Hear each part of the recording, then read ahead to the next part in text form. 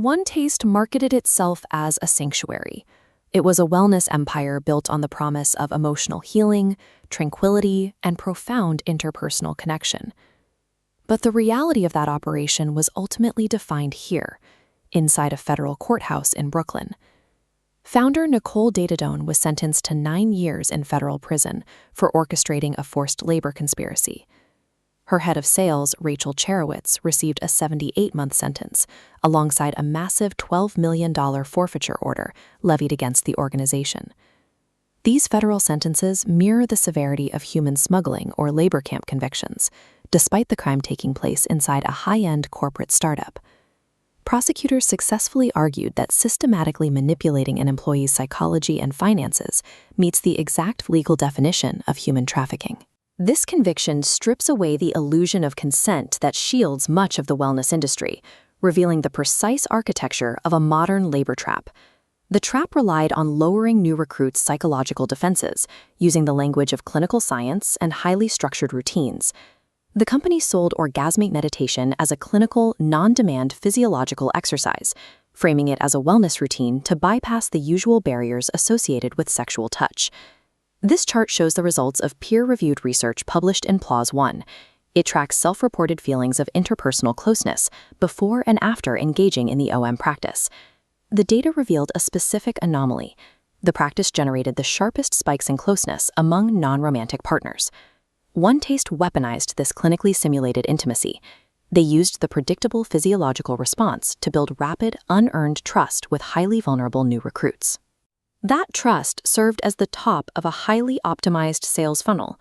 Recruits were drawn in by the clinical framing of entry-level classes, then pushed into an escalating hierarchy of increasingly expensive courses. Sales staff deployed aggressive psychological tactics, pressing targets to take out exorbitant credit card debt to afford advanced tiers that cost tens of thousands of dollars.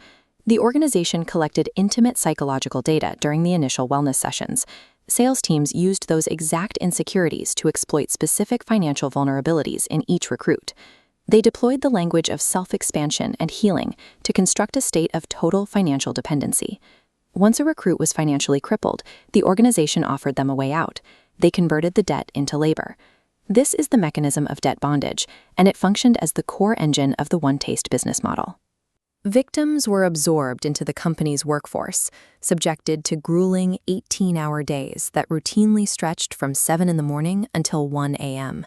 This labor was entirely unpaid or severely undercompensated. The punishing schedule was justified as the only way to work off their massive engineered debt.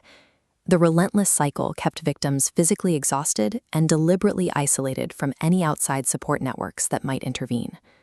This specific dynamic is what federal prosecutors targeted, using Title 18 of the U.S. Code, Section 1589, the federal statute governing forced labor. Under Section 1589, illegal force is not limited to physical violence. It explicitly includes causing serious harm, encompassing deliberate financial ruin and sustained psychological manipulation. The defense argued that these individuals were willing participants in a communal lifestyle. Prosecutors systematically dismantled that defense by proving the victims had no viable economic exit.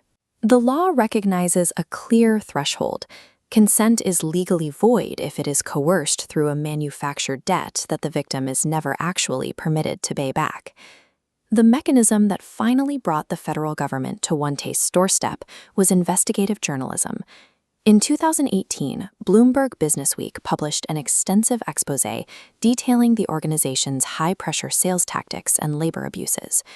This reporting directly triggered intervention by federal authorities. Almost overnight, the narrative shifted from a debate over a controversial wellness trend to a formal criminal inquiry led by the FBI. The Department of Justice built a case demonstrating that the sexual components and emotional degradation were not simply cult-like quirks. They were systematic tools utilized to maintain control over the workforce. Dadadone and her executives repeatedly invoked the defense of consenting adults. That argument collapsed when confronted with the hard evidence of the engineered financial traps. The organization launched desperate countermeasures, filing lawsuits against media companies and attempting to silence former members by weaponizing misappropriated explicit footage. The FBI maintained its pursuit, stating a mandate to hold accountable any entity that traffics in human labor, regardless of the spiritual branding used to cover it up. The prosecution succeeded because it ignored the esoteric marketing completely. The government treated OneTaste exactly for what it was, a highly sophisticated white-collar labor trafficking operation. Ultimately, the leaders of the organization faced the culmination of that federal strike. Stripped of their curated retreat centers and devoted followers, they sat at a defense table in a Brooklyn courtroom to receive their judgment. The utopian facade collapsed completely under the strict clinical weight of federal law. The sentences were final and severe. 9 years in federal prison for Nicole Daytonay and 78 months for Rachel Cherowitz. The outcome establishes a sharp legal precedent. It formally codifies that weaponizing an employee's bank account to force their compliance is human trafficking, even inside a modern corporate structure.